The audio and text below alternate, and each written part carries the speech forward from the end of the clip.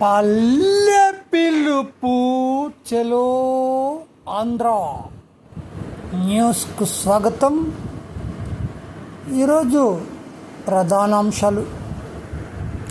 మన ఆంధ్రప్రదేశ్లో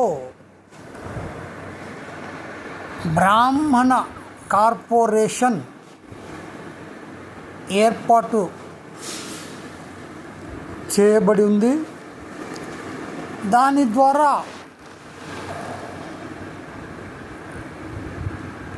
మునుపు సంవత్సరము ఇప్పుడు ఏర్పడినటువంటి ప్రభుత్వమే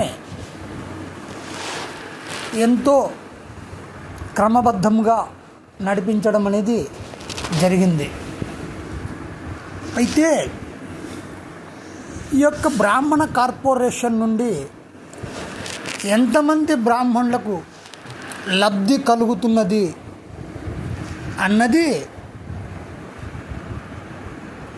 వివరాలు ప్రకటించడం లేదు.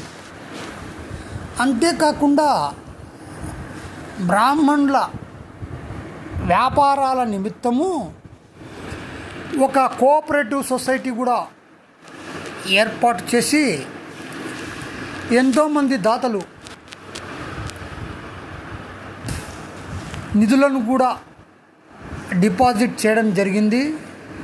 కానీ ఏ ఒక్కరికి కూడా లోన్లు ఇస్తున్నట్టుగా కానీ ఎంతమంది ప్రయోజనం పొందుతున్నారన్నది కానీ వివరాలు అనేది ప్రకటించినటువంటి పరిస్థితి నెలకొనింది. అసలు బ్రాహ్మణులకు ఒక కార్పొరేషన్ ఉందా, మరియు ఒక కోఆపరేటివ్ సొసైటీ ఉందా